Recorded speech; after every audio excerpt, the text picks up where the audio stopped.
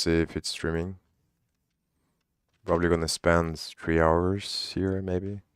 Maybe last 2.5 hours, I think. And then I'm gonna go to the gym. I'm gonna start with the Italian thing, and then I'm gonna finish editing. I wasn't gonna edit these ones because there isn't anything that I wanna add there. But after editing the final one, I realized that it's much better if... I forgot to put part 4 here. It's much better if you cut the empty space.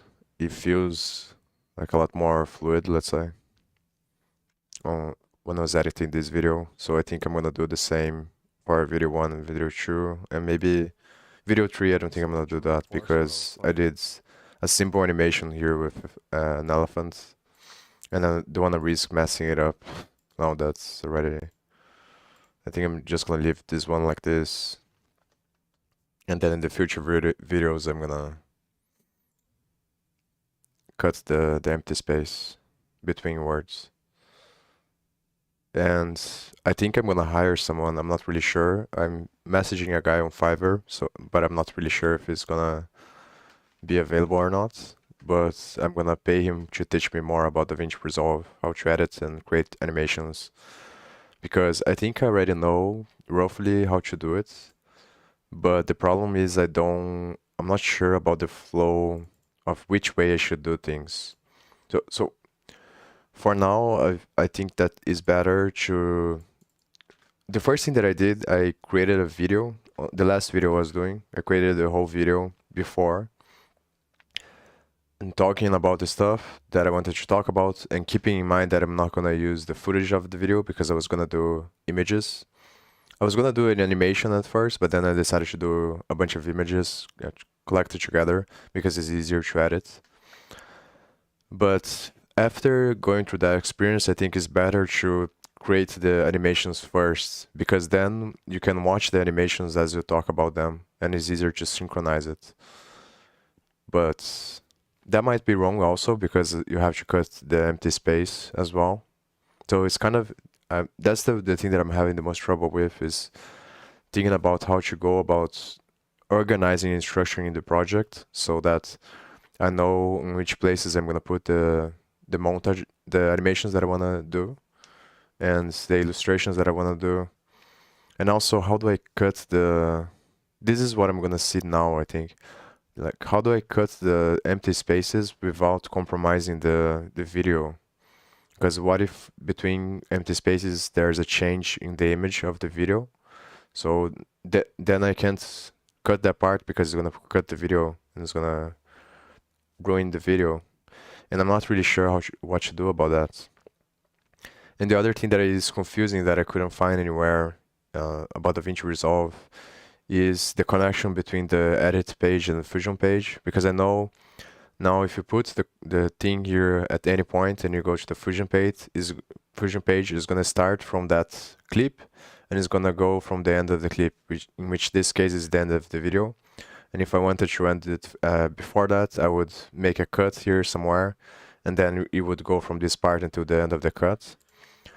But this is the problem, because then I don't understand what's the best way to organize things, so that because I don't have experience creating the animations, I don't know how to cut the clips on the edit page, so I can have in my mind what are the breaking points that I'm going to do for each animation. So at the end of the day, I have all of the animations connected together to give the overall sense of the video.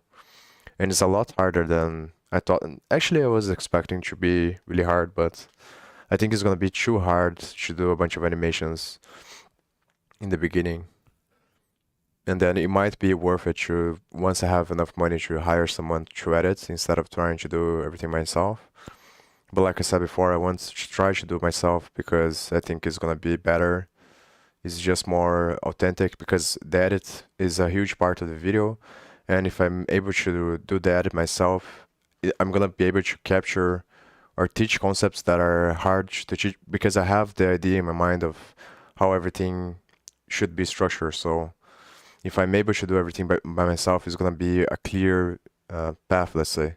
I'm gonna be able to teach a lot better than other people, I think. Especially because people, I suppose, I assume that most people that edit don't know how to code themselves, probably, because usually, and it's smart for them to not know, because usually you want to be the best at what you're at. So I think but that brings this problem that they're not going to be able to edit as well as if I was editing myself.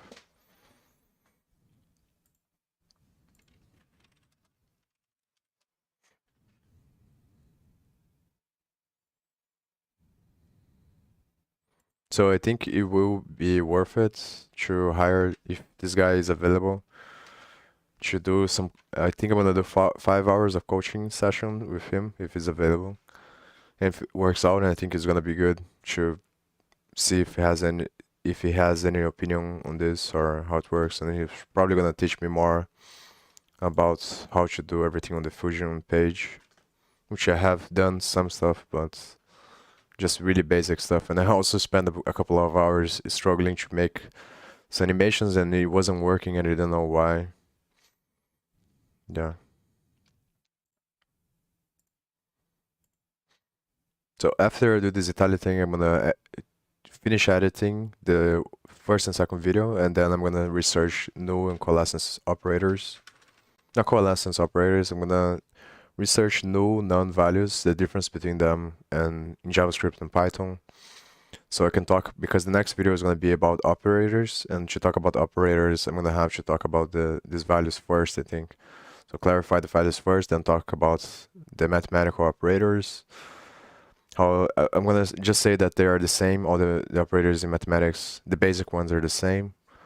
And then I'm gonna go over the ones that are different in programming. I think I'm gonna start with the equal sign, and then I'm gonna talk about how the equal sign is different than it is in mathematics, because in programming it allows you to reference a value to another.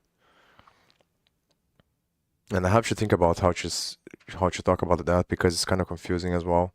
Because I don't know if I should talk about the equal operator first, or if I should clarify that the way you do equality in programming is with 2 or 3 equal signs.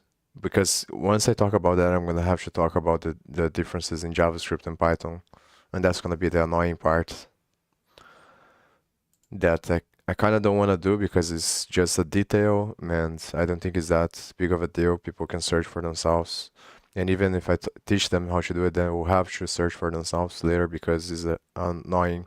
I don't even know it now, and I would just research, but I think I have to get the main point across, which is the double equal sign is is testing equality, and then the triple equal sign is something from JavaScript to test strict equality, and then I'm gonna have to explain the undefined none and stuff like that.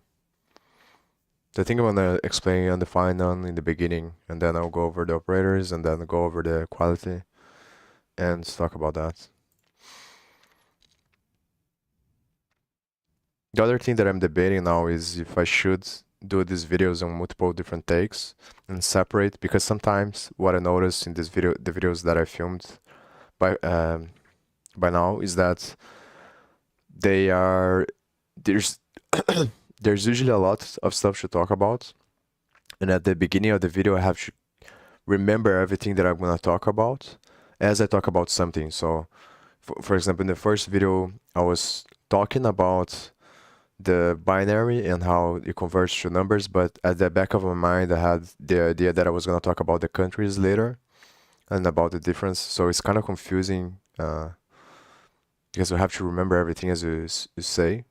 So I'm not sure if it's probably better to separate and just film small clips. That way I can focus on the only thing that I'm saying at the moment, and then connect all the clips after, but that's obviously more work. So there's probably a middle ground there that is better as well. Fa, Fa, does, fisso, fisso, set, unchanging. 3. 3. 3. Desiderare. Desiderare. Desire. Aria. Aria. Air. Bene. Bene.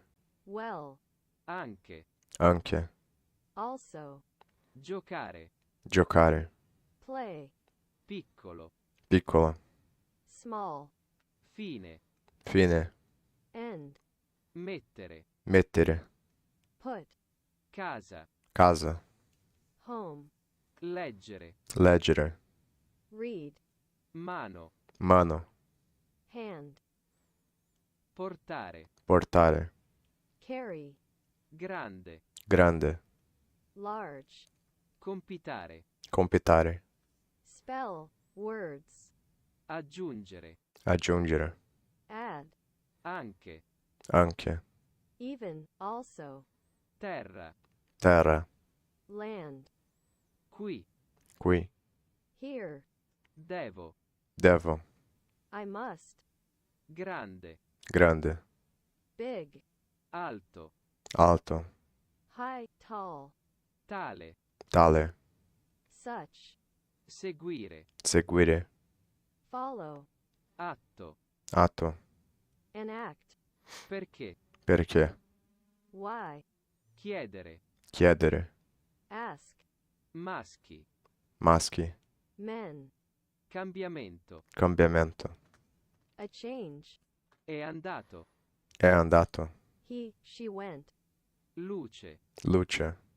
Light. Tipo. Tipo. Kind of thing.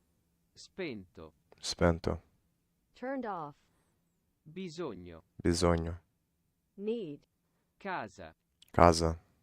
House. Immagine. Immagine. Image. Provare. Provare. Try. Noi. Noi. Us. Di nuovo. Di nuovo. Again. Animale. Animale. Animal. Punto. Punto. Point. Madre. Madre. Mother. Mondo. Mondo. World. Vicino. Vicino. Near. Costruire. Costruire. Build. Se stesso. Se stesso. Himself. Terra. Terra. Earth. Padre. Padre. Father.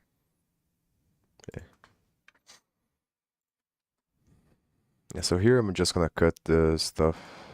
Okay, so in this, that's on the last video it wasn't a problem because it was a bunch of images, but this one hopefully it doesn't fuck it up the video. This video I wanna be brief.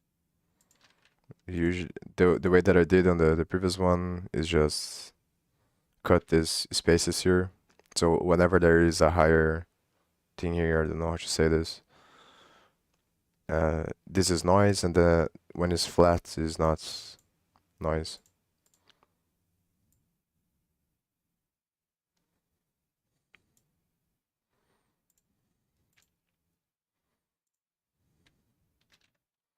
Then Control B to clip to cut. I think I'm gonna search for already was gonna watch there some videos that talk about shortcuts to make this easier to do. Okay, so in this video I wanna briefly explain how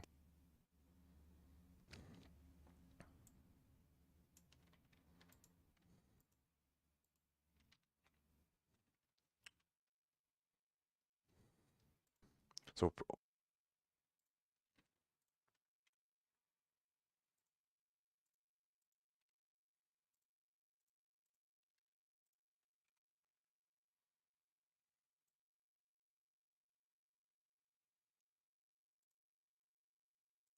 letters.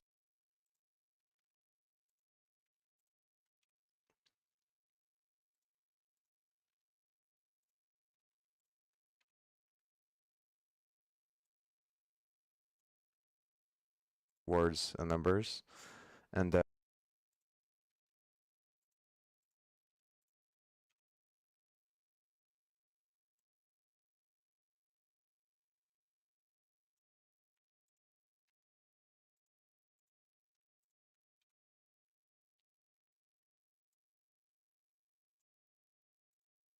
right? And it does make a huge difference. I didn't realize, and I think a lot of people do this because, yeah,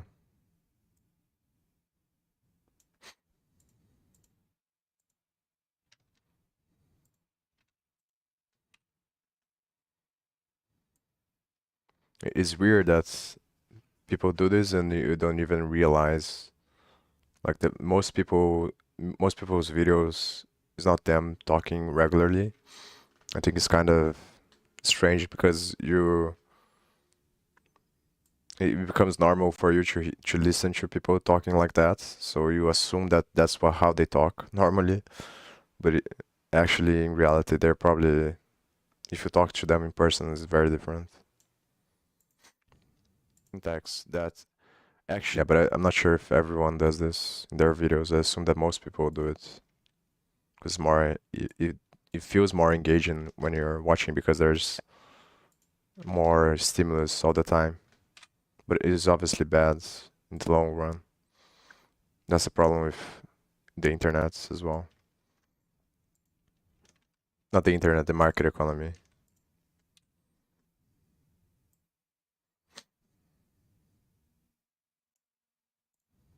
Python, if you write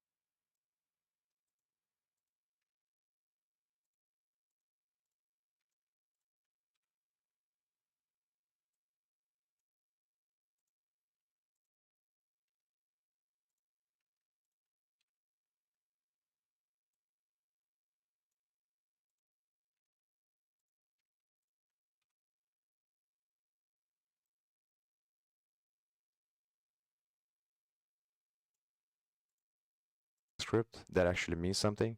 I didn't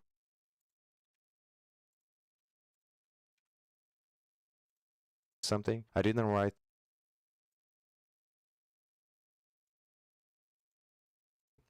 so I'm gonna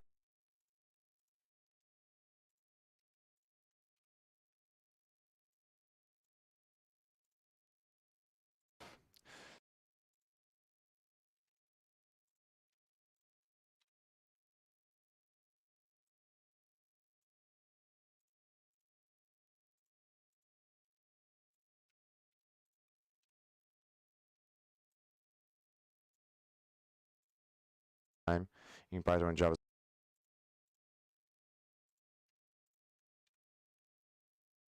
in Python and JavaScript, and also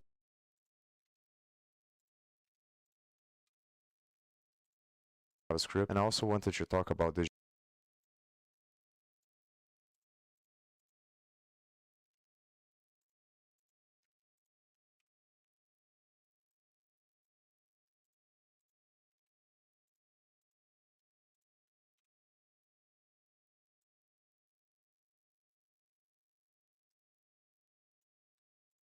concepts.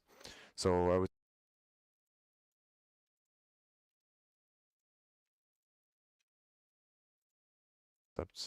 would suggest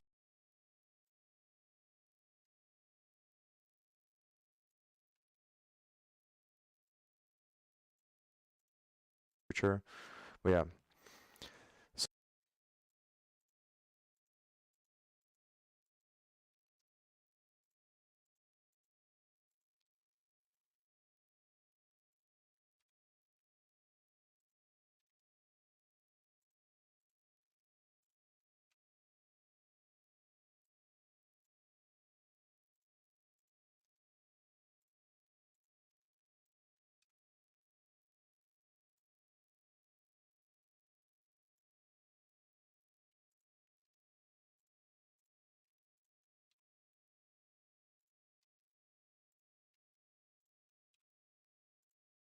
yeah, software design is pretty much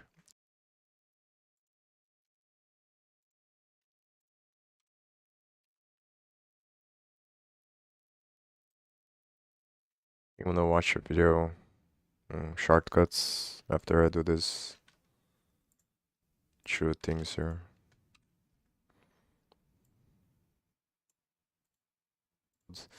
Then codes, then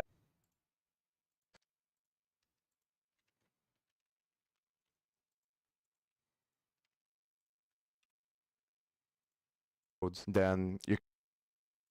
It's kind of addictive. I wanna finish the. Let me see if I can find a video. Or maybe wait to see if it's streaming or not.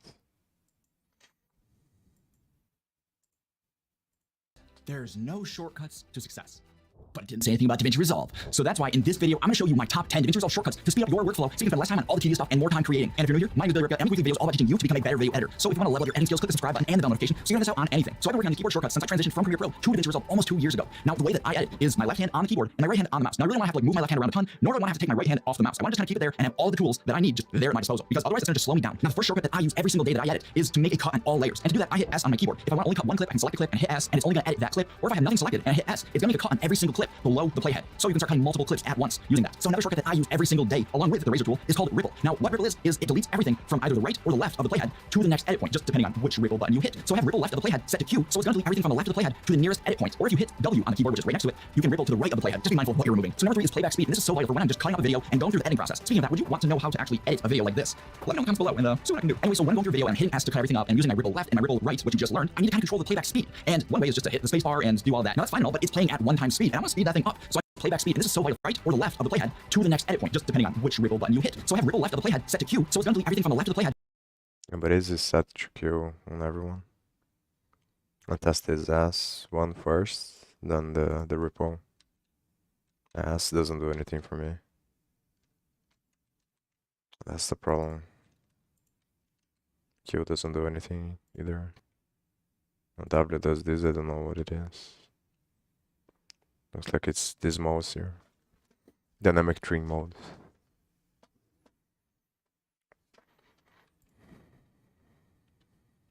I don't wanna customize my hotkeys because I wanna make it as simple as possible to do anything. I'm gonna focus on the 20% of stuff that gives 80% of the result, because that's not my main thing that I'm trying to do, right? So I'm not trying to become an editor.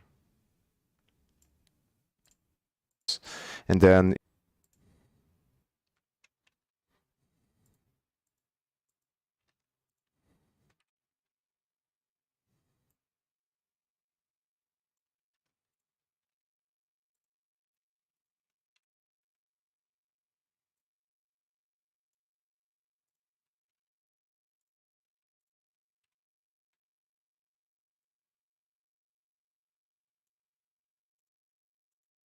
let's see if I can finish this, and then I'll watch the rest of the video. I think I'm close to the end, probably.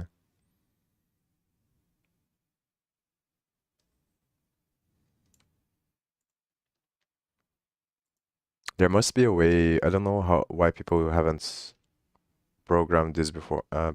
Maybe there is a template, but I assume that because it's not that hard if you think about it. If you can translate the sound waves into numbers and gonna have amplitude and things like that, then you can create a program that deletes the parts that have the threshold for whatever you want. So you can set the threshold for points that you think are not gonna be, there's gonna be these empty spaces, and then tell the program to delete all of them. And then you can play around and customize the threshold. I don't know why people haven't done this yet. And and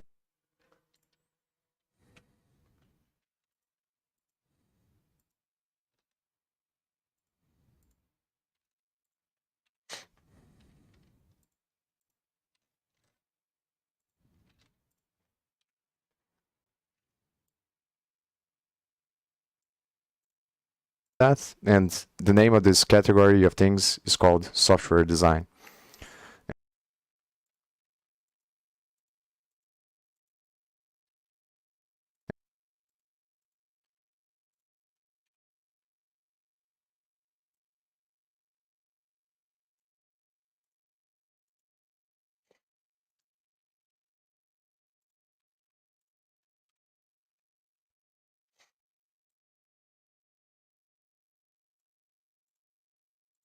the programming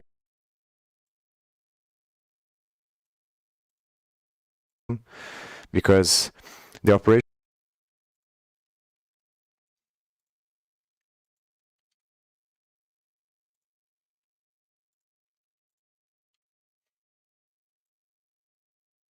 also don't know if I'm gonna stream myself editing a lot of this. I think I'm gonna stream myself editing sometimes, and sometimes not.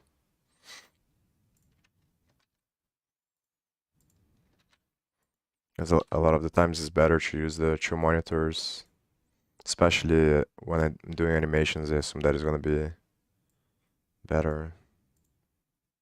And also this stuff is quite tedious as well. It has, and the programming language should do.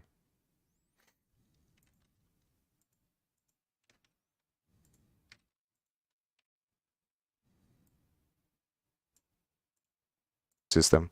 I'm gonna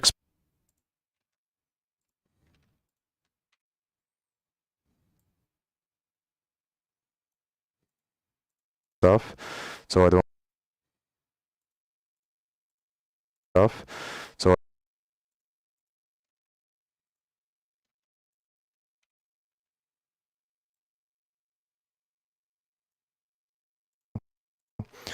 but that's true.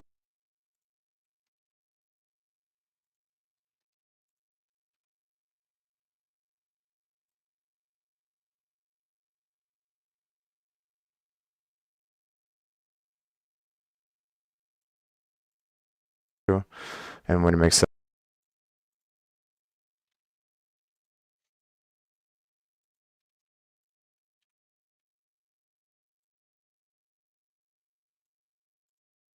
that, and then this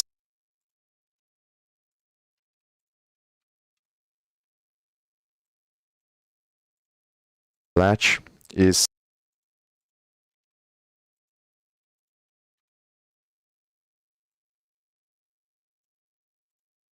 things, which was also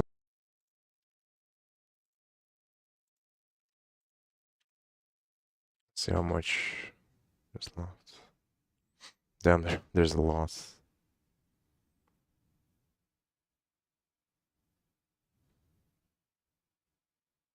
Let me keep watching the video. It was actually not that much, but to the nearest edit point, or if you hit W on the keyboard, which is right next to it, you can ripple to the right of the playhead. Just be mindful of what you're removing. So number 3 is playback speed, and this is so vital for when I'm just cutting up a video and going through the editing process. Speaking of that, would you want to know how to actually edit a video like this? Let me know in the comments below and see what I can do. Anyway, so when I'm going through a video and I'm hitting S to cut everything up and using my ripple left and my ripple right, which you just learned, I need to kind of control the playback speed. And one way is just to hit the space bar and do all that. Now that's fine and all, but it's playing at 1 time speed, and I want to speed that thing up. So I moved fast forward to C. I added a second stop control, which is pretty much the same thing as a space bar, to the key X, which is right next to C. And then for reverse, I have it at Z. Also, if you're getting value from this video, a like and possibly even a subscribe would be super helpful and definitely appreciated. So thanks. Now moving on to the 4th shortcut, that is to add a default transition. And for this one, I've set it up to Shift D. Now, if you use a certain transition like fade or crossfade or smooth cuts or whatever, you can assign it as the default transition by right-clicking on it in the effects library and then hitting Shift D on the edit point every time that you want to apply it. So number 5 is one that I really wish they had inside Premiere Pro, and this is to delete all gaps. I set this up to the escape key because I want it within reach, but I really don't want to accidentally hit. So let me reach just a little bit for it. Now this is going to delete every single gap that you have inside your timeline. So you can just hit escape and it's going to delete every gap and smush them all. I think I have to press W before I cut so that it works.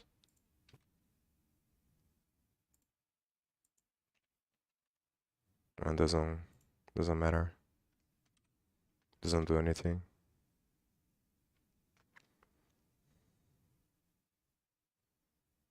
Let me test B if it's gonna work. I don't think it's gonna work. I think it's just gonna change the cursor. But it's worth trying. Yeah, just changes the cursor.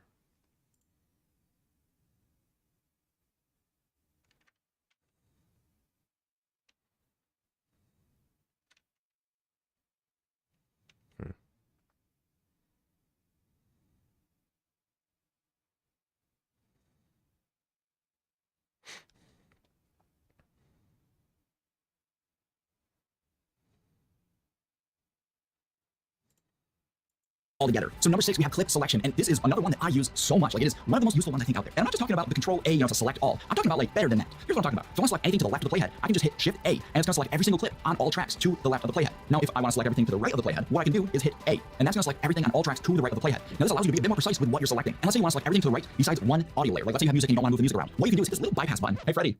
What's that bypass button called? Like on every audio track?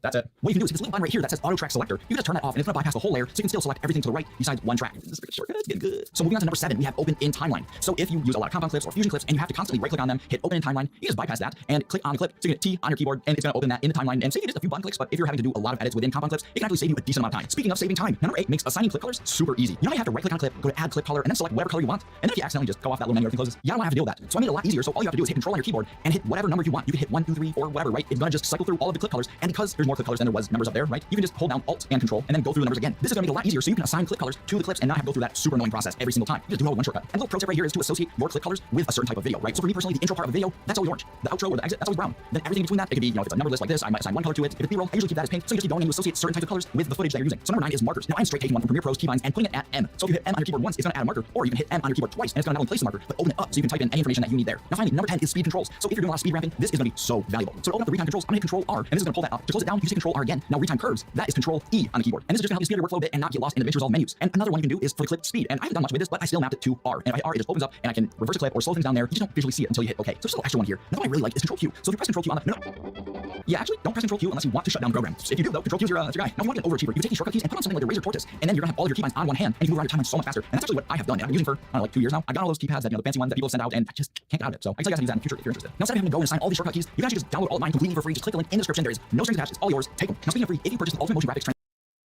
So today we're going to look at edit my videos on my MacBook Pro. I think for 2 or 3 years. I used to edit my videos on my MacBook Pro, I think for 2 or 3 years, and well, let me just show you. You see that here? The A and the S, they're all gone. And that shows you how important these DaVinci Resolve shortcuts are. I hit these keys hundreds of times every day, and I want you to start using them too, because it will drastically speed up your editing. And I'm actually going to show you 4 simple shortcuts, but they work really well together. It's a super powerful combination. Now, if you aren't using these shortcuts yet, then once you start using them in the beginning, it might feel a bit stiff and rough, like it's not helping at all, but that's just because your muscle memory has to get used to it. It has to adjust. Just use them for a few weeks and really force yourself to use them, and you'll see that eventually your editing will go a lot faster. And the key, pun intended, the key to using shortcuts efficiently is making sure that your most used shortcuts are reachable by one hand. So for me, that's my left hand for the shortcuts, and my right hand is on my mouse. Okay, let's start with the first shortcut. It's split clip. Now, what does it do? It splits a clip. I have split clip mapped as D. Why? I don't know. You can map it as whatever you want. And how do you do that? Well, first go to the menu up here and then select keyboard customization. Make sure you select all commands here and then type in split. There. And then just select the box and type in whatever key you want. It's probably easier to just see what mine is.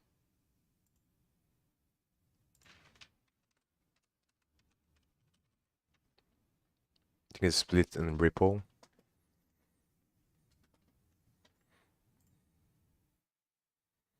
Timeline, split clip. Timelines.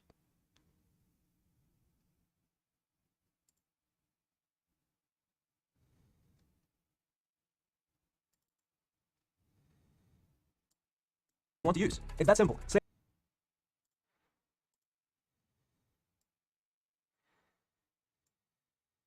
A split clip, control this. Let's see if I have ripple. Shift backspace.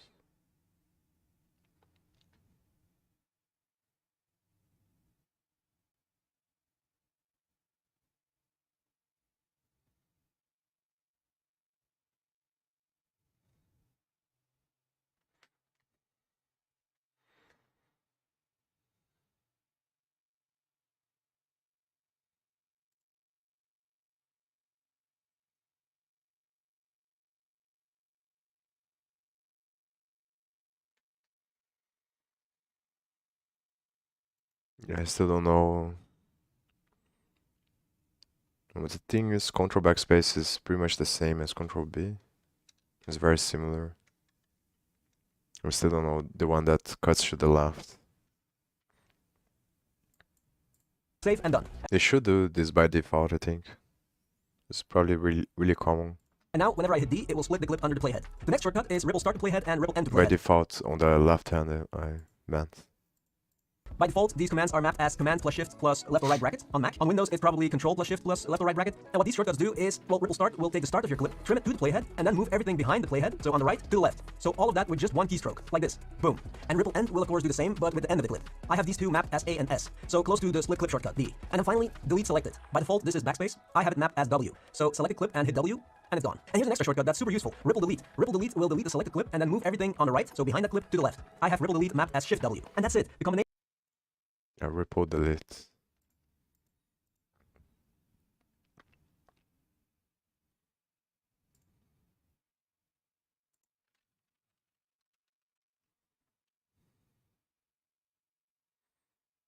Shift backspace delete. That's trash. This. Shift backspace. It doesn't work.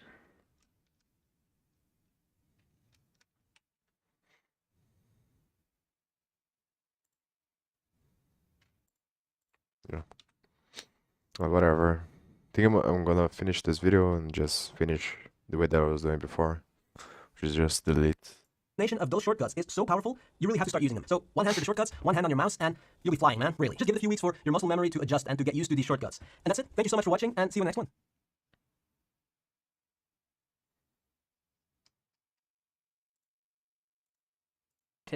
one. But if it's a surveillance camera, supposedly it's not shaking, so... So this is a tutorial on how to use DaVinci Resolve 14. This is Do you want to close this one?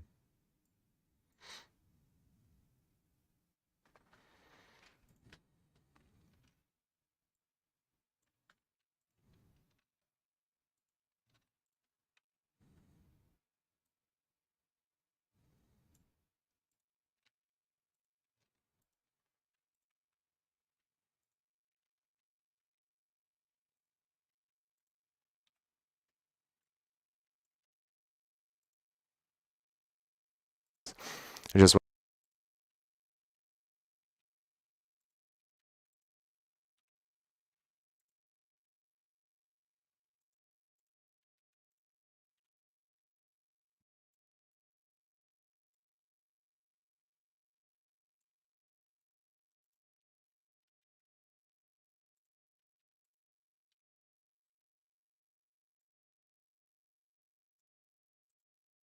and their video.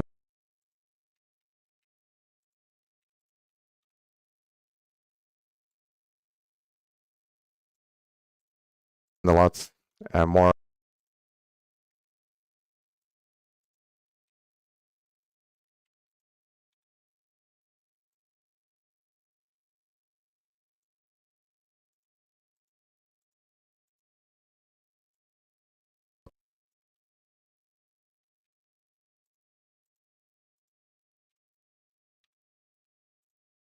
about arithmetic logic. I think this should close.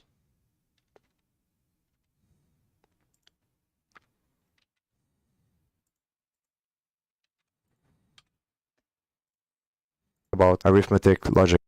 It's better. And special.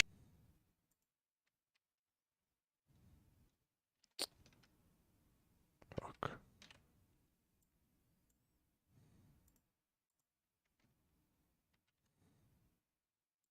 And special.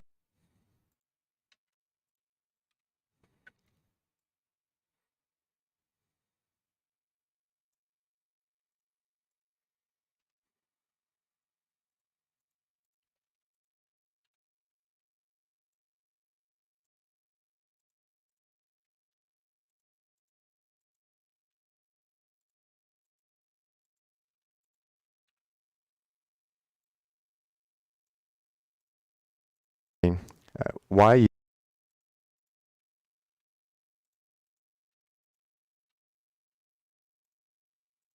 some of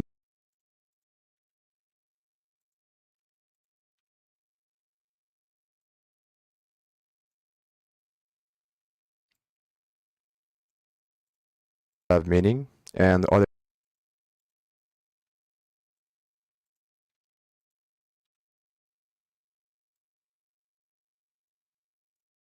meaning. I'm gonna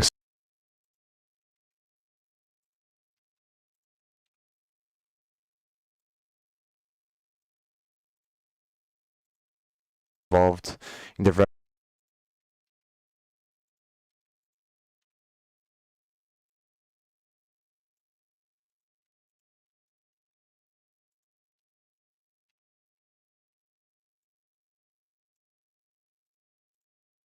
of when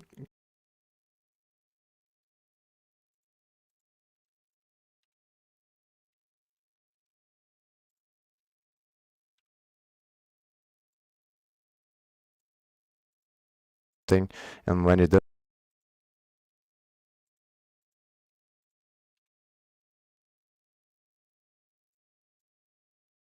and when it doesn't, and why is that the case?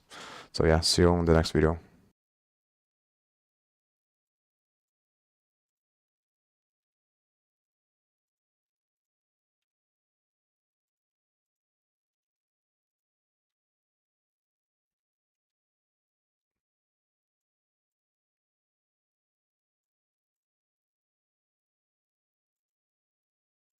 Okay, now I'll watch the video and see how it looks.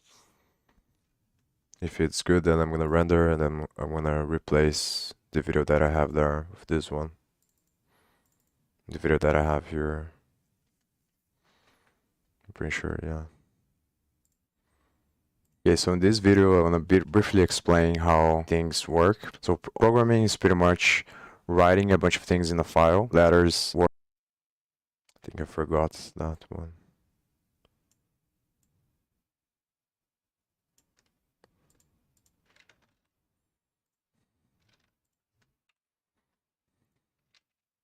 Is pretty much writing a bunch of things in a file, letters, words, and numbers, and then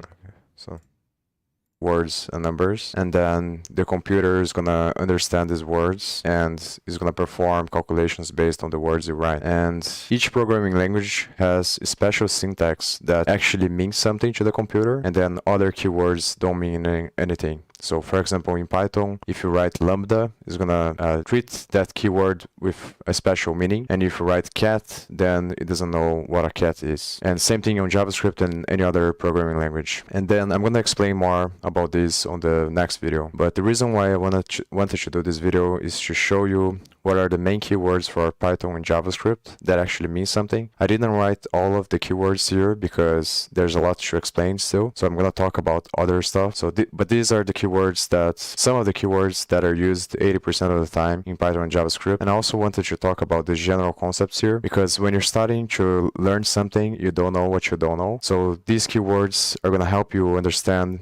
stuff that you're not aware of yet, and they are more advanced concepts. So I would suggest that you write them down and then you search for them on your own time. I'm probably gonna make videos about them in the future. But yeah, so the one that I want to talk about here is software design, because it was something that I was struggling in the beginning. I'm also gonna talk about some other ones, but yeah, software design is pretty much as you start typing a bunch of code, then you can't put everything in one file because it becomes too big. So what happens is you're gonna have to split the code between files, and then in every programming language they're gonna have a system that allows you to connect different files. And then as the project goes, you're gonna have multiple different directories and multiple different files, and all this code connected between files. And people invent systems to deal with that, and the name of this category of things is called software design, and that's really important to understand. Then some of these keywords here that I wrote down are also related to the way that the programming language communicates with the operational system, because the operational system is one thing, is the way that your computer deals with all the processes that it has, and the programming language is connected to the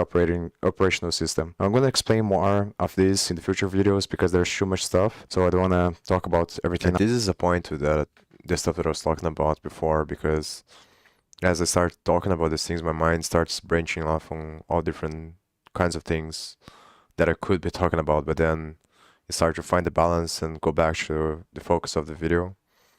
So that's why I'm thinking that it's probably better if I do, instead of filming the whole video, I do sections, smaller, like break down maybe into 3 or 2 sections, and then even if they're not that big, then I can focus on only the stuff that I'm talking about at the moment. Now, but that's roughly what's happening. So the programming language communicates with the operational system. The operational system communicates with the internet when it has to and when it makes sense. And a lot of these keywords are related to that. And then this keyword here, srlatch, is something that is related to how the computer remembers things. Because I remember at that time that I was talking about the operational system and started talking, because the moment I said that, I kind of regretted, because then in my mind, because I said that I would have to explain everything, how it works, the operating system, and all the parts that are connected and then I would have to go into a tangent. So I kind of regretted saying that because I think it made it a little bit more confusing.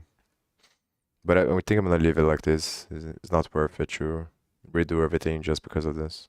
Which was also something that I really struggled in the beginning. And also these other two keywords here are very important to understand about the actual hardware level of how things work. And yeah, the rest I'm not gonna talk about it now because I'm gonna make videos about them in the future. Also the ones that I've talked about, I'm gonna make videos, but I just wanted to briefly talk about this because I think it's important. And there's also this channel from this guy here that I want to recommend. Their videos are really good and they're gonna help you understand a lot more about the hardware level, the SR latch that I talked about, arithmetic, logic unit, and the registers, and especially this playlist here. They're going to talk about this, and these videos are really good, so I really recommend that you watch them. It's going to help you understand things in the future. But yeah, on the next video, I'm going to explain why is it that some of these keywords have meaning and other keywords don't have meaning. I'm going to explain the history behind how things evolved in the very beginning until the way that things are now, so that you're able to make the distinction of when certain keywords mean something and when it doesn't, and why is that the case. So yeah, see you on the next video.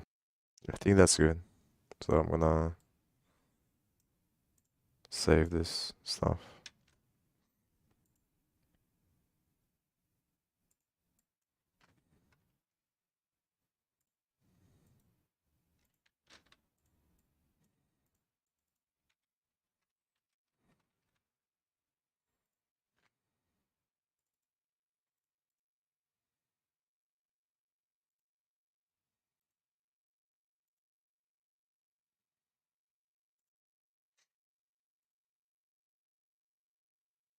Yeah, so now while this renders, I don't think I'm gonna do the second one on stream, I do off stream.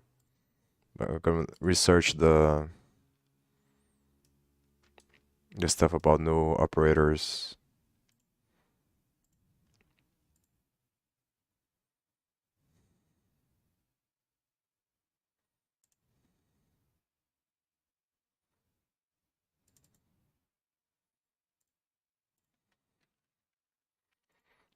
I think I'm gonna do this thing first, which is write down the operators.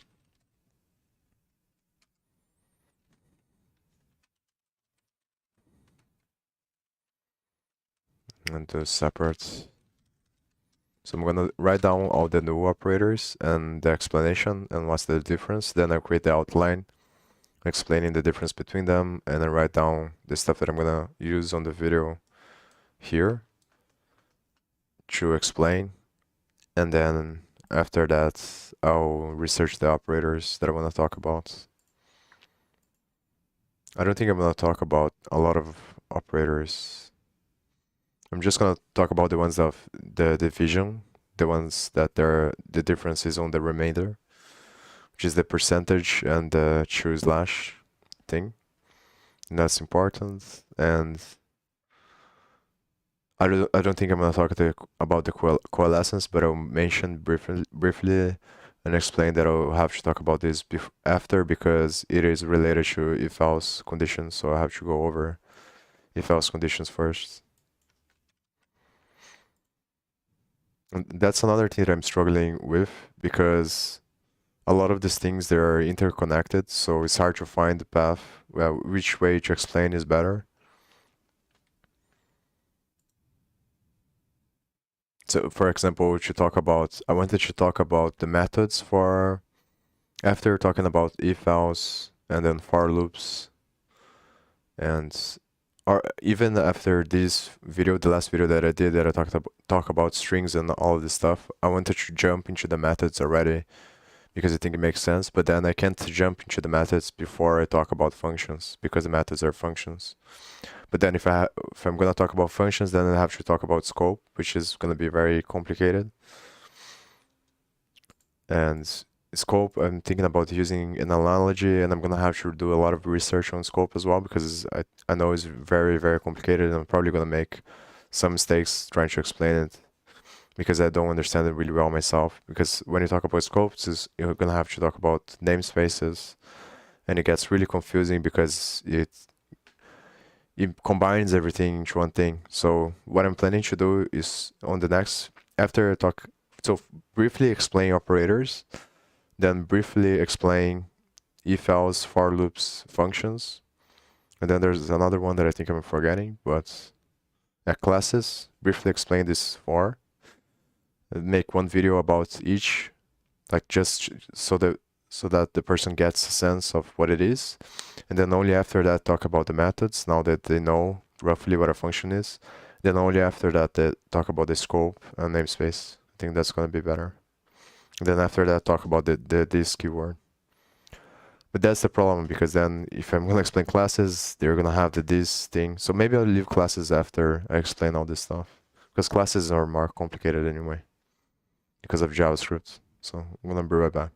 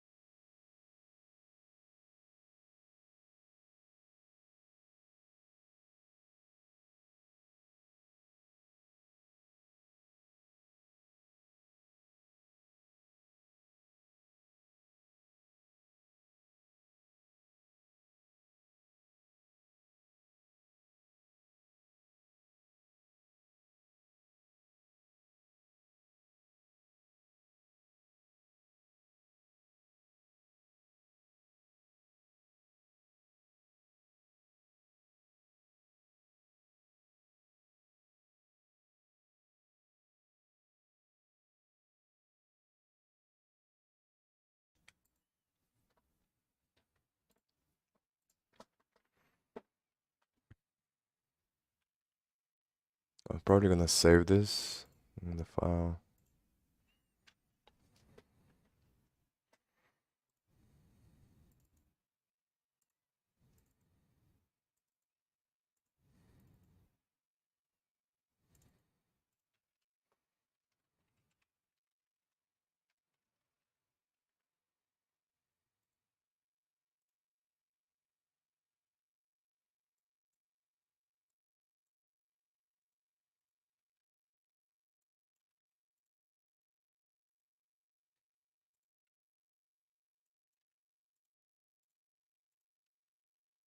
So now let's search for.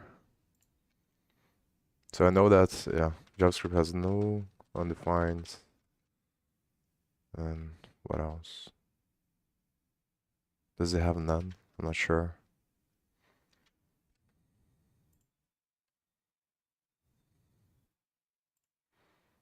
No undefined.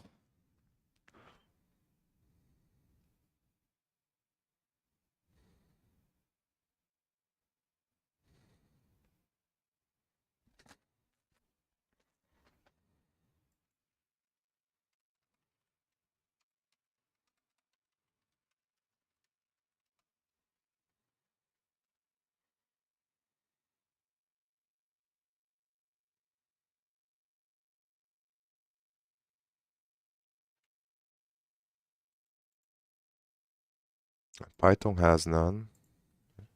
Not sure. I think it's like this. It has none. It has an A like this. Not sure if it has undefined.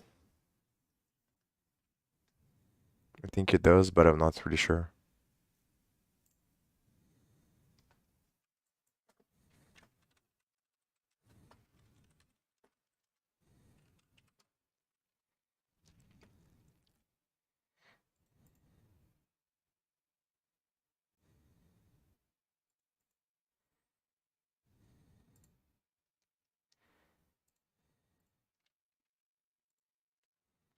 Difficult, difficult is. Select the everything in everything. Surface. Different must verb doing the available. And I verb every value. So it must never just me. When I'm loving.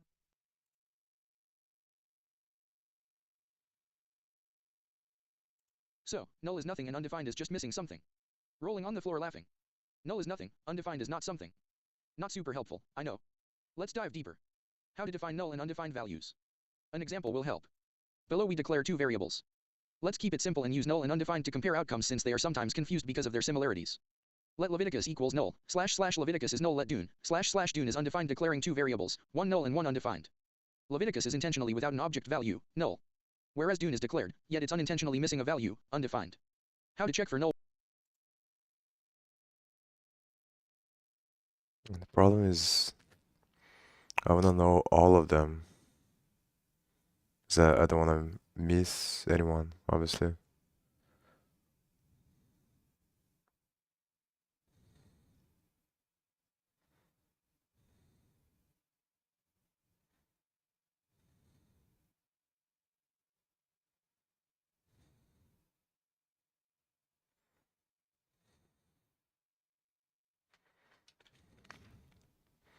We should watch videos, see if they talk about all of them.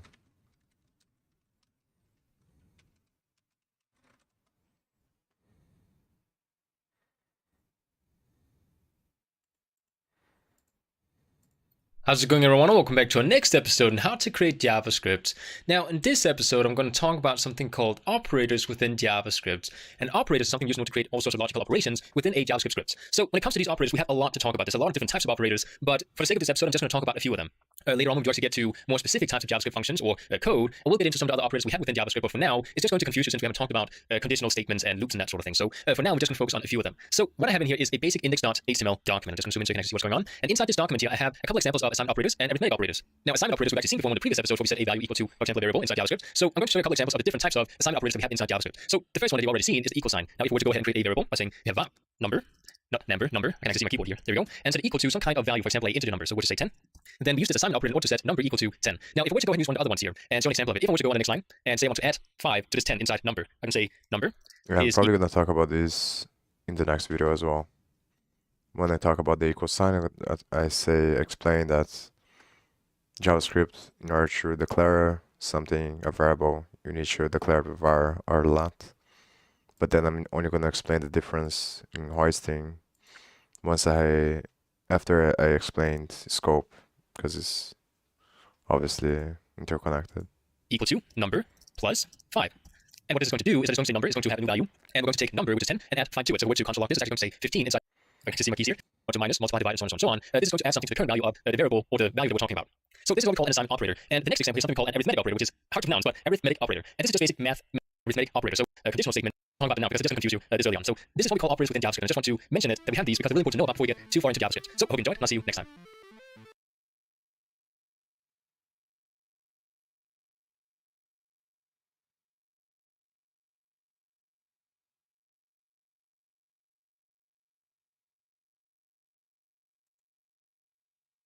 You need to stop using the double equal sign.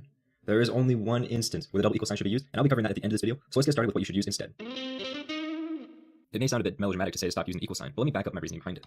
Let's just console log out here. An equal statement, we're just going to say 1 equal 1. And if we say that, you'll see that that's true. And of course, that's going to be true. It doesn't matter if we use equal, or the more preferred triple equals. Both of these are going to equate to true.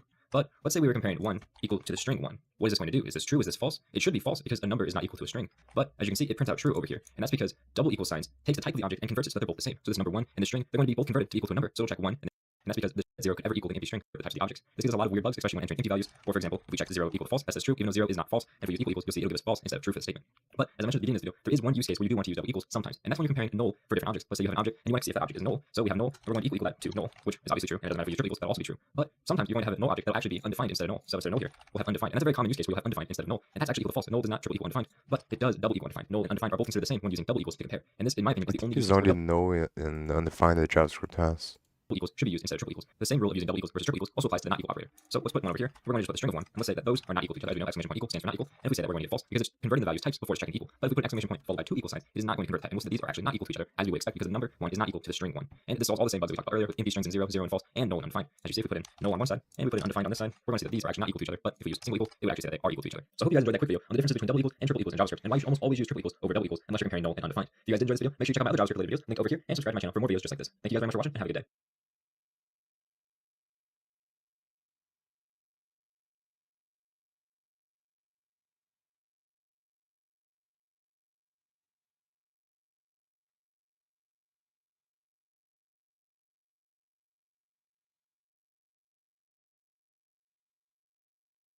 Let me put the definition for no first.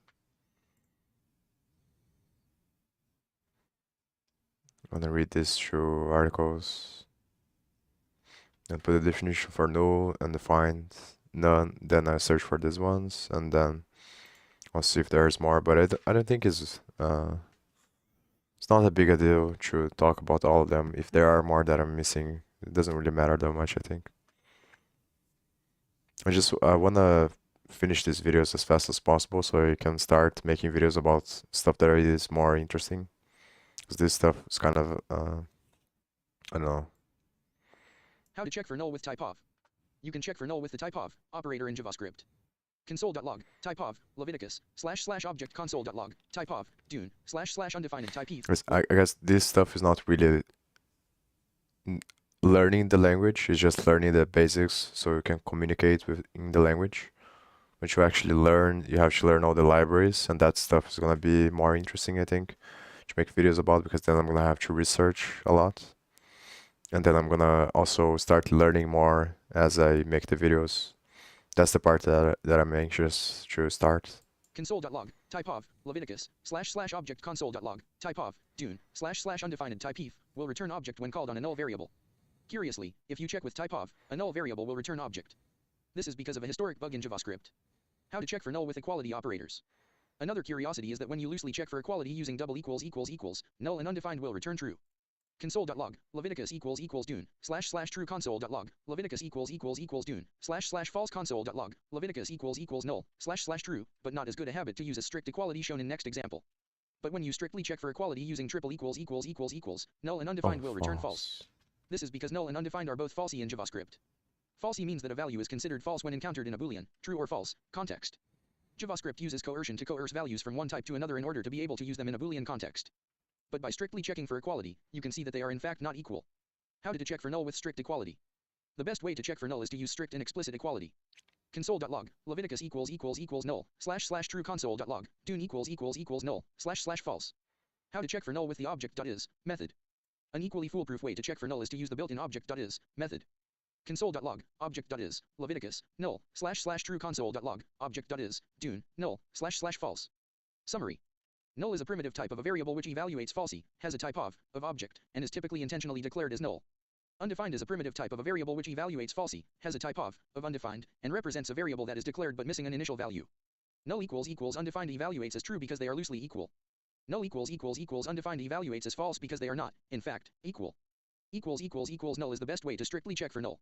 Object.is, null, is an equally reliable way to check for null. Take heart.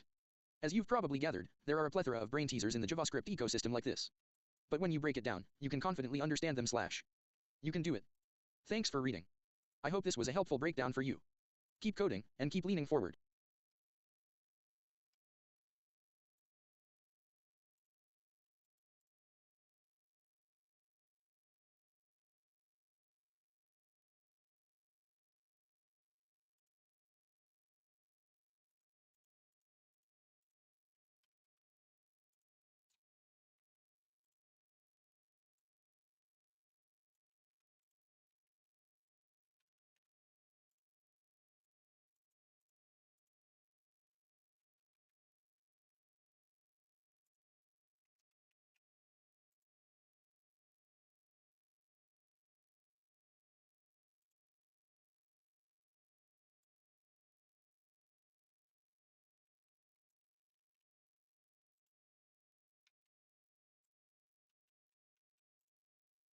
I think I understand now.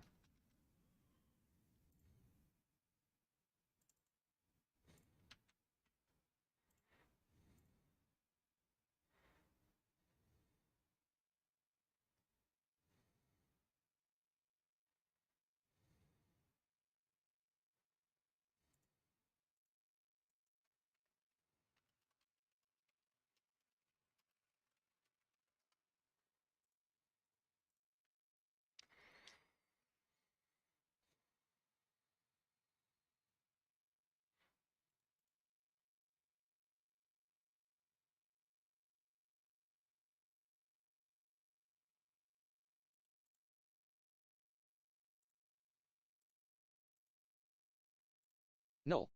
The null value represents the intentional absence of any object value. It is one of JavaScript's primitive values and is treated as falsy for Boolean operations. Description. The value null is written with a literal null. Null is not an identifier for a property of the global object, like undefined can be.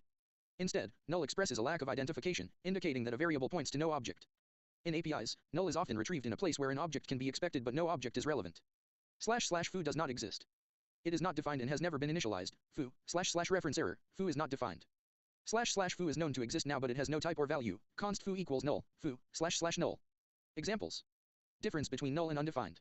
When checking for null or undefined, beware of the differences between equality, == and identity, == operators, as the former performs type conversion. Type of null / object, not null for legacy reasons. Type of undefined / undefined null == undefined / false null == undefined / true null == null / true null == null / true. Null / true is nan, 1 plus null, / false is nan, 1 plus undefined, / true. Browser compatibility. Legend. Full support. Full support. Full support. Full support.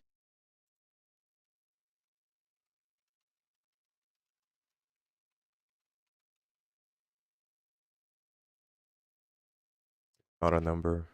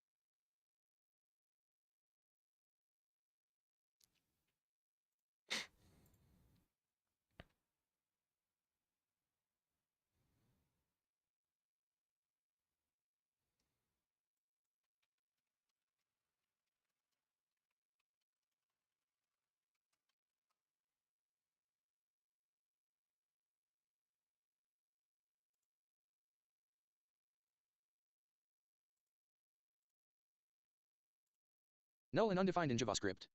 As we have seen in the variable section that we can assign any primitive or non-primitive type of value to a variable.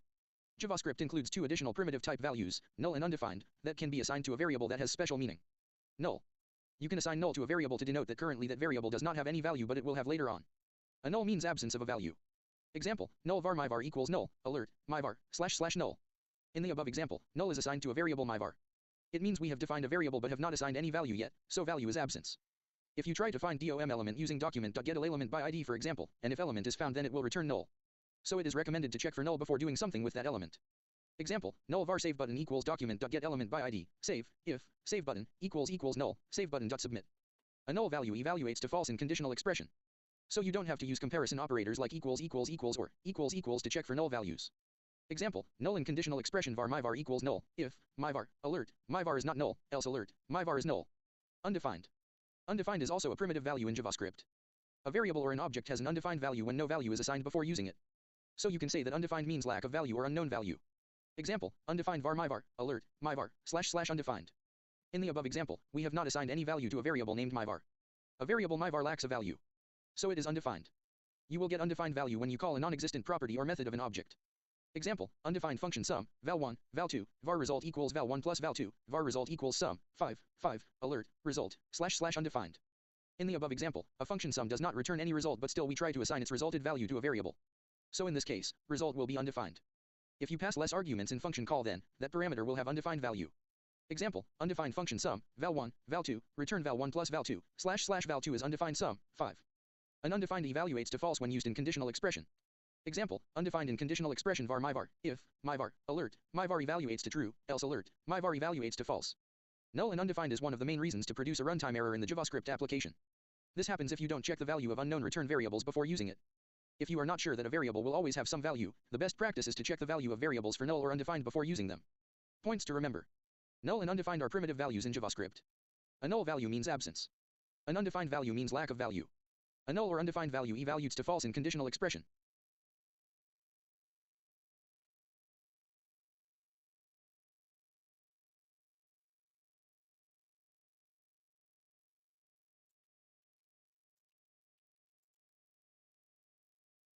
A null or undefined value evaluates to false in conditional expression.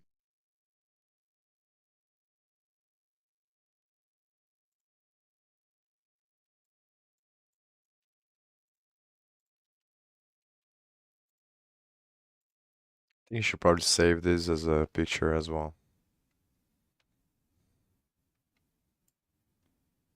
Should put on the video.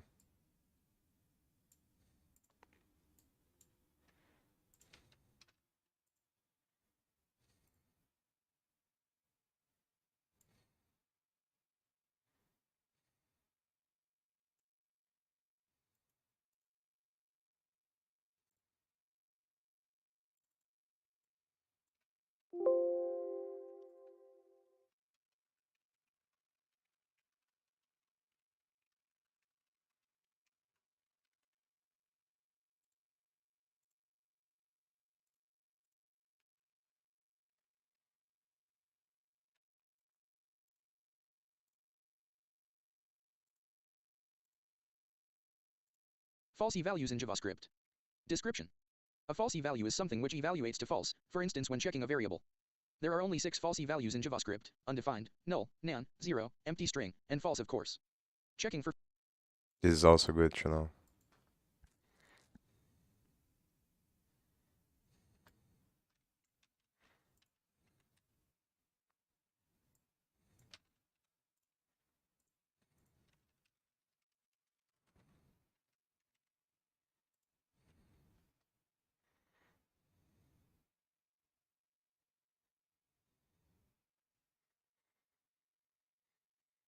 Undefined, no, none.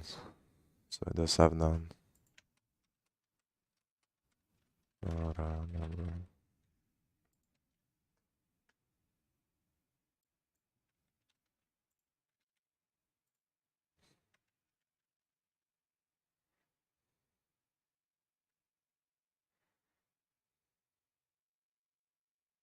Actually, I was gonna put 0 on an empty string, but I think this is fine.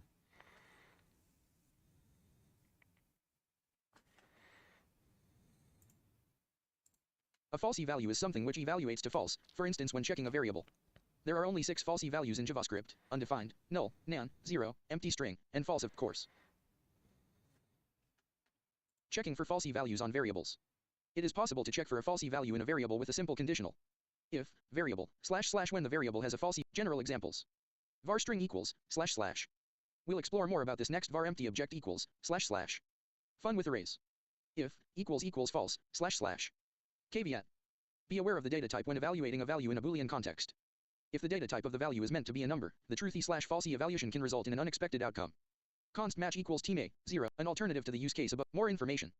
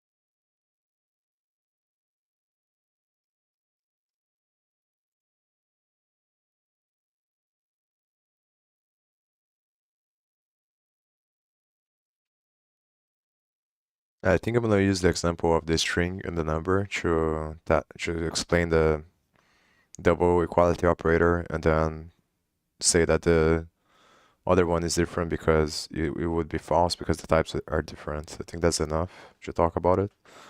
Then Python doesn't have 3 equality operators, so in Python I think it's false. But I should search for that as well.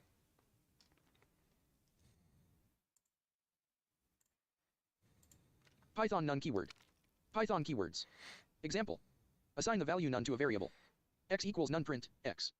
Try it yourself. Definition and usage. The none keyword is used to define a null value, or no value at all.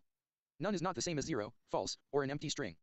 None is a data type of its own, none type, and only none can be none. More examples. This is good to write as well. I'm gonna talk about this.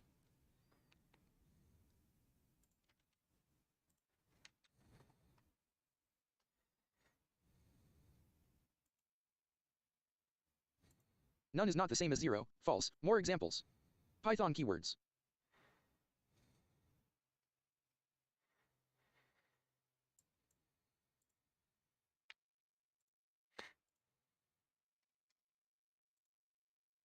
What are falsy values in JavaScript? The falsy values in JavaScript are 0, 0n, null, undefined, false, nan, and the empty string. They evaluate to false when coerced by JavaScript's typing engine into a Boolean value, but they are not necessarily equal to each other. Photo by Matej drawn on Splash. Falsy values in JavaScript. A falsy value is a value that is considered false when encountered in a Boolean context. Mozilla Developer Network. In JavaScript, there is a specialist list of following 7 values, which are called falsy values. They all evaluate to false in conditionals. The number 0. The big int 0n. The keyword null. The keyword undefined. The Boolean false. The number nan. The empty string, equivalent to or. Of course, learning about falsy values begs the question, what are truthy values in JavaScript? Truthy values are going to be everything else. Anything that is not falsy evaluates to true in a conditional.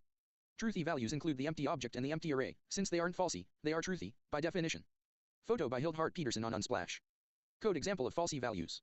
Here is a complete list of falsy comparisons using the loose equality, equals equals double equals comparison operator.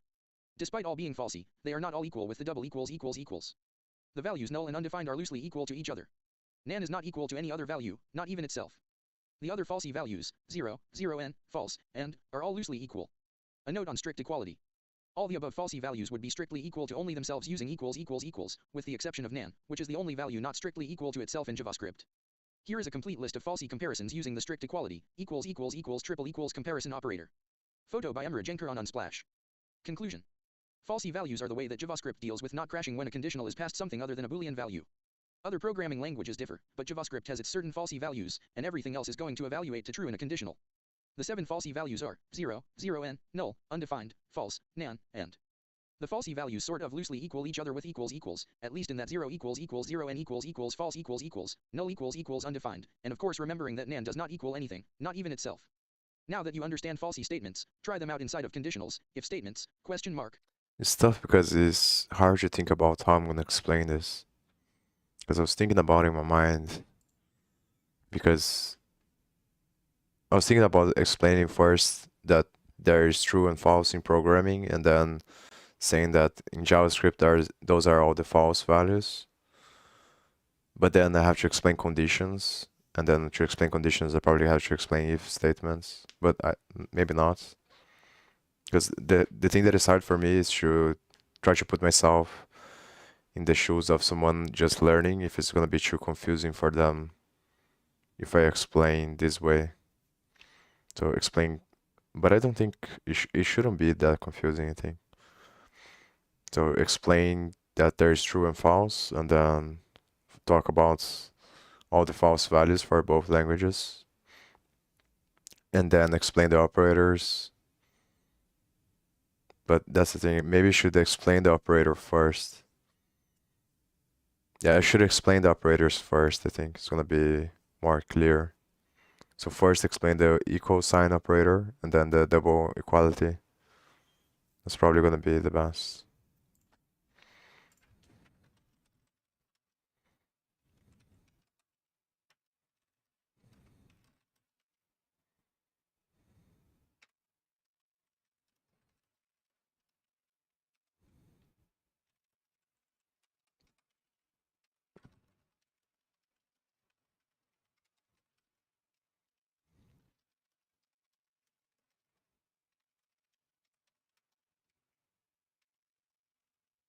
Yeah, this is what I'm gonna do. So explain that first explain how you can initialize a variable. I'm gonna make an analogy with mathematics.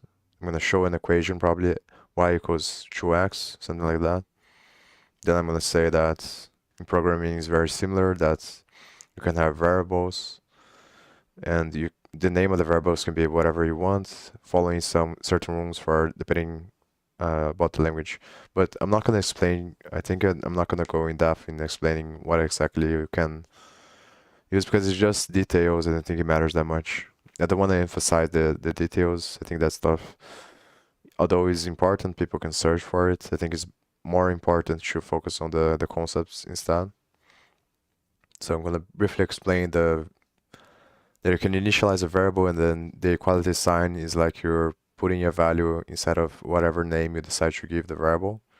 And then in JavaScript you have to use let or var or const, and then briefly explain the difference. So briefly explain difference between let, var, and const. Then say that in Python that doesn't exist because it's handled for you. And then I'll talk about that the equal sign in mathematics is equal to the double equality in programming, but in JavaScript you have something, another type of equality test, which is triple equality operator. And then I will say that in order to explain that, I'm gonna have to talk about the falsy values first. Then I say that these are the falsy values in the languages, that they're the values that equate to false, and that's the reason why you need strict equality, because in JavaScript, if you test, then I go over the explanation of the difference between the two. I think that's the best way, probably. So I'll do this simultaneously, because they go hand in hand. So I have to explain true or false when I'm doing these things. Yeah.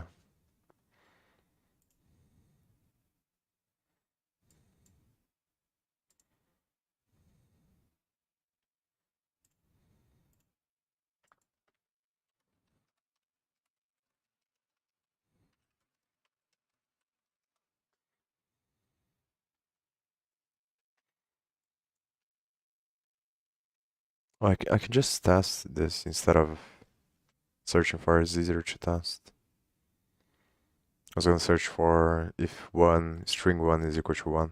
I think it's false. Pretty sure it's false, but I just want to make sure.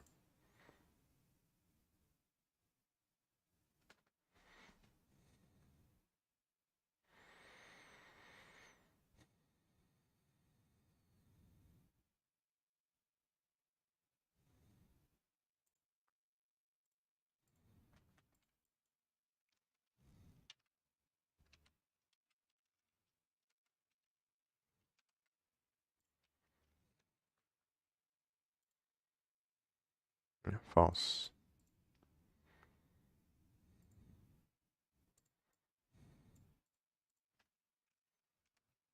I can do all these tests here as well. It's already giving me an error. Or maybe it's just none. No.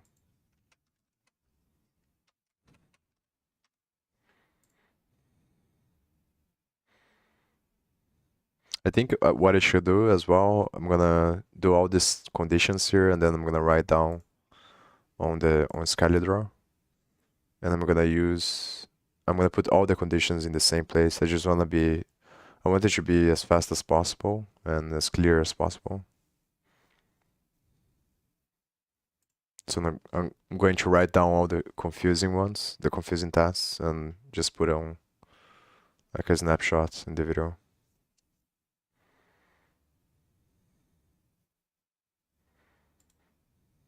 See if this runs. It's false.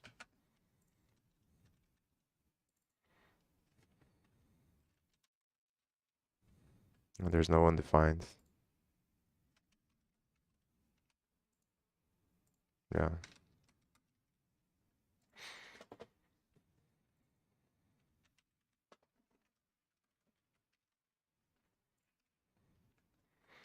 But I think only JavaScript is confusing. Maybe Python is also confusing with the none and none.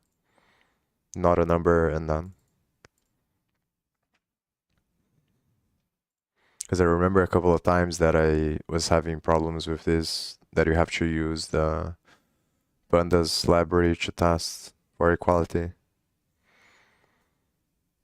But I don't think I'm gonna go over this stuff too much. Just gonna do what I talk about of doing the snapshots.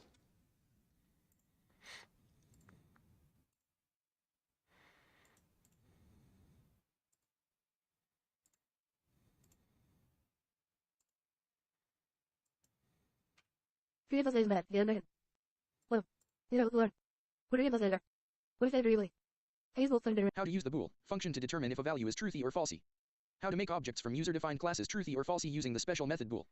Let's begin. Small blue diamond truth values vs. Truthy and falsy values. Let me introduce you to these concepts by comparing them with the values true and false that we typically work with. Expressions with operands and operators evaluate to either true or false, and they can be used in an if or while condition to determine if a code block should run. Here we have an example. Hashtag expression 5 if 5. In this example, everything is working as we expected. Notice that now we don't have a typical expression next to the if keyword, only a variable. Surprisingly, the output is 5. If we change the value of a to 0, like this. A equals 0 if a, print, a. There is no output. I'm sure that you must be asking this right now. What? It doesn't have operators and operands. So, small orange diamond truthy and falsy values. In Python, individual values can evaluate to either true or false. They do not necessarily have to be part of a larger expression to evaluate to a truth value because they already have one that has been determined by the rules of the Python language. The basic rules are: values that evaluate to false are considered falsy. Values that evaluate to true are considered truthy. According to the Python documentation, any object can be tested for truth value, for use in an if or while condition or as operand of the Boolean operations below, and, or, not. Small blue diamond Boolean context. When we use a value as part of a larger expression, or as an if or while condition, we are using it in a Boolean context. You can think of a Boolean context as a particular part of your code that requires a value to be either true or false to make sense. For example, see below, the condition after the if keyword, light bulb tip, the value can be stored in a variable. We can write the name of the variable after the if or while keyword, small orange diamond falsy values.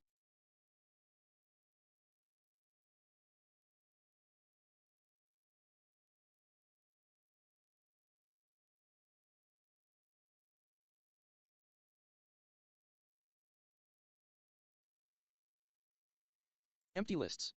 Empty tuples.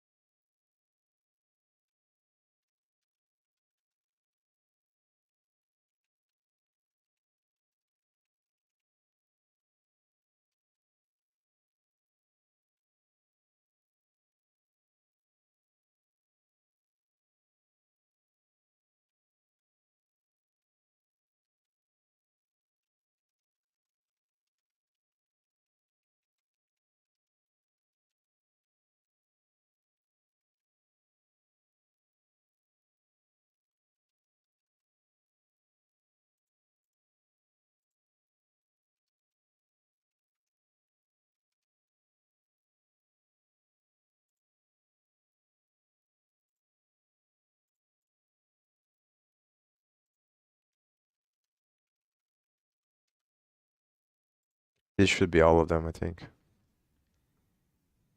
So it's pretty similar to JavaScript. Constants. Falsy values were the reason why there was no output in our initial example when the value 0 is small blue diamond truthy values. Truthy values include non-empty sequences or collections, numeric values that are not 0. True. This is why the value of a small orange diamond the built-in bool function. You can check if a value is either truthy or falsy with the built-in bool function. According to the Python documentation, this function returns a Boolean value, i.e. one of true or false. X, the argument, is converted using the standard truth testing procedure. You only need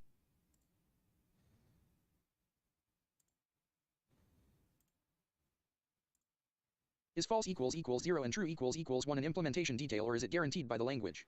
Is it guaranteed that false equals 0 and true equals 1 in Python, assuming that they are not reassigned by the user? For instance, is it in any way guaranteed that the following code will always produce the same results, whatever the version of Python, both existing and, likely, future ones? 0 equals false hashtag true 1 equals true hashtag true 0, 1 false hashtag is 0. Any reference to the official documentation would be much appreciated. Edit, as noted in many answers, bool inherits from int. The question can therefore be recast as, does the documentation officially say that programmers can rely on booleans inheriting from integers, with the values 0 and 1? This question is relevant for writing robust code that won't fail because of implementation details. 3 answers. In Python 2.x this is not guaranteed, as it is possible for true and false to be reassigned. However, even if this happens, Boolean true and Boolean false are still properly returned for comparisons. In Python 3.x true and false are keywords and will always be equal to 1 and 0. I'm gonna watch the video that I have here. If it looks good, then I'm gonna delete this one. Okay, so in this video, I'm gonna briefly explain how things work. So programming is pretty much write numbers. Other keyword special meaning. I think it's a video to watch. People beginning and also expected this thing. And why is that the case? I had problems on some of them that whenever you put text with DaVinci Resolve, for some reason, sometimes it screwed up the text. So I want to be careful so I don't delete the video and then I have to redo the video again.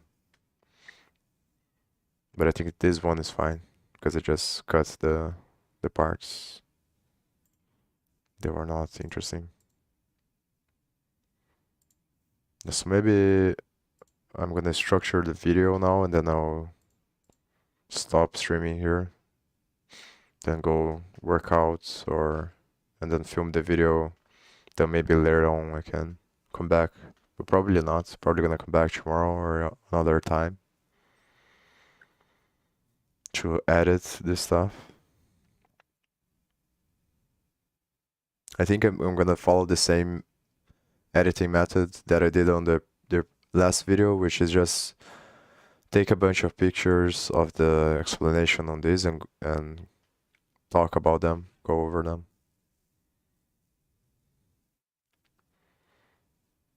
I think I'm gonna do the recording first and then put the pictures later. Because now that I think about it, I was thinking about trying to do it the other way, but now that I think about it, if I'm going to cut the empty spaces, it's probably better to have the... Well, maybe it doesn't make a difference, yeah. Because if I have the pictures, I can just extend the pictures, extend or shrink them based on whatever. Yeah, so I think I'm going to try it out to take the pictures first, set up the whole thing, and then record. The other thing that I'm going to try to do differently is the last one I didn't put myself. I didn't put the camera, just the image.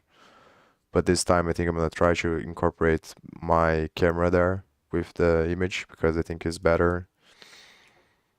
Because I think people engage more if you have your face there explaining.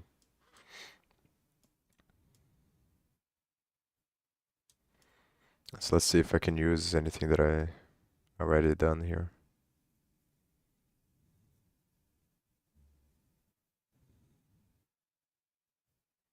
I think I'm just gonna copy this thing here.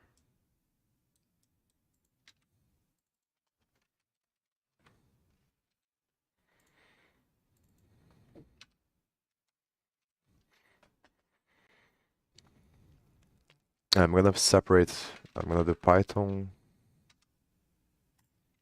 and JavaScript. The vision that I have in my mind is to show them at the same time, one in each side of the screen. so I can highlight the differences, and it's gonna be easier to understand what is the same and what is changing between them. So I do something like this. The only problem is the space, because I have to think about if they're gonna fit later in the screen.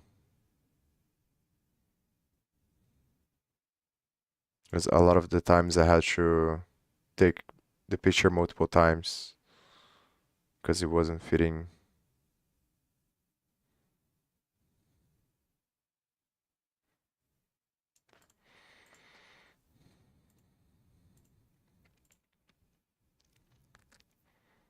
So let's think. Yeah, which ones I want to talk about? I think I'm gonna write here. There's this one, then before this, I'll talk about this, then this, then this. Maybe I should do like this.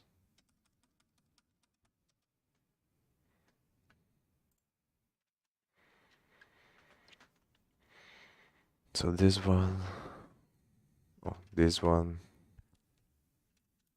talk about exponentiation. And maybe I'll talk about this one first, because I'm gonna say that the mathematical operators are the same.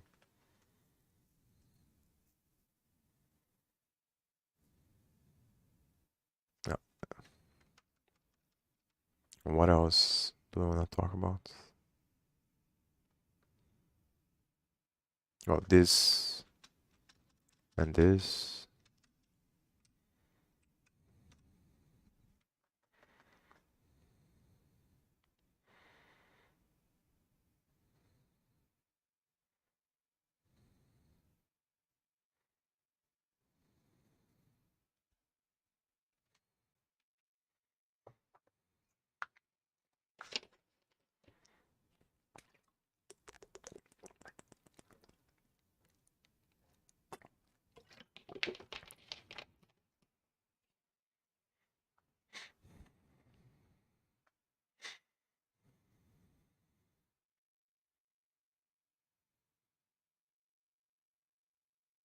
Yeah, I don't think there's much. Trying to see if I remember any more that I think is gonna be useful to explain. 'Cause this video is almost like I'm doing it because I have to explain all the other stuff, but I really don't think it's that important. It's not difficult for people to search. Plus multiplication, division, exponentiation, subtraction.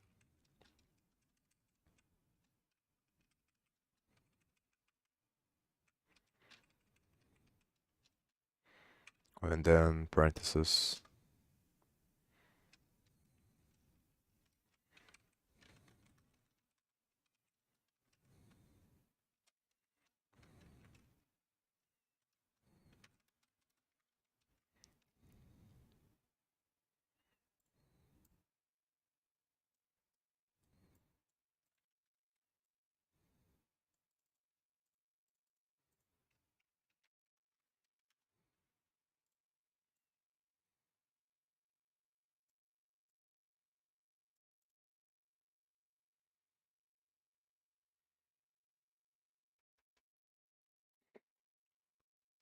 Suck.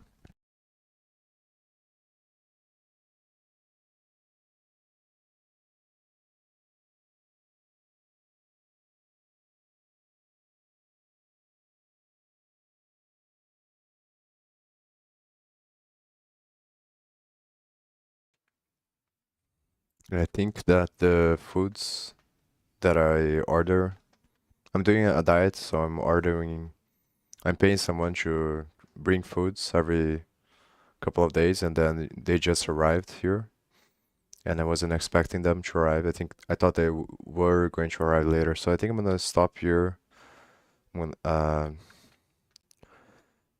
I already have that's gonna be the gist of the video that I talked about here. I'm gonna finish doing these things here, and then what I'm gonna do is take a bunch of pictures of this stuff. Then I'm gonna go into DaVinci Resolve, put the pictures all together, and then I'm gonna record myself explaining everything. And then after that, I'm gonna then I might stream again myself, putting the images together on top of the video and editing the rest of the stuff. So yeah, so I'm not sure if I'm gonna be back tomorrow, today, but if not, probably be back tomorrow or some other time. But it shouldn't take a long time for me to come back to continue doing this stuff. I might decide to edit all of this off stream, but then when I come back, I'm gonna do the research and talk about what I'm gonna do for the next video after this. And I think once I complete probably the next video or the next 2 videos, then I'm gonna post these videos on the other channel. And I might do the research for keywords to try to think about how I can rank higher in the algorithm. Might do that on stream, but maybe not, because I'm probably gonna look into vidIQ stuff to see. Other thing that I'm thinking about now is that I might also ask for affiliate links for vidIQ, because I'm using them, so I think that's gonna be a good idea to do in the future.